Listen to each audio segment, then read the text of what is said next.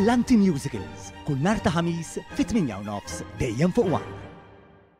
Il-ment ta' Kevin Kassar ġie miċħud mill-awtorità tax-xandir wara li l-menta għal servizz li xandar u ppubblika One News bit-titlu ħaten Beppe f'Nakadami jgħid li l-laburisti huma l-inqas edukati fil-pajjiż.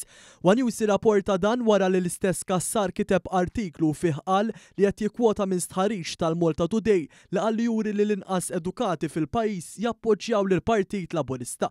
Fi kliem l-awtorità tax-xandir li l-ment ma kellux jintlaqa għax holistikament ir-rapportaġġ kien jirrifletti dak li fuq kien kiteb l-istess Kassar li kien kandidat nazzjonalista fi żmien Simon Busuttil u li baqa' ma nġabarx fl-elezzjoni ġenerali. Filwaqt li ntqal li mhux kollox jista' jiġi attribwit lil Kassar li l-ment jew ma setax jintlaqa.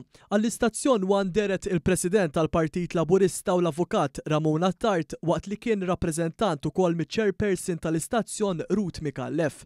Kassar ikun fl-attivitajiet tar-Repubblika u kien anke qajjar lil dawk li għandhom fiduċja fil-Partit Laburista u l-Prim Ministru Roberta Bela bħala bċiċen. Fl-aħħar jiem ieħor li jkun fl-attivitajiet ta' Repubblika Andrew Borg Cardona magħruf bħala il-Boċċa irrefera għal studju ta' ċensiment u qal li dawk il-litterati huma Laburisti. Sejħilhom bħala Labour Trolls f'kitba li għamel fuq Facebook.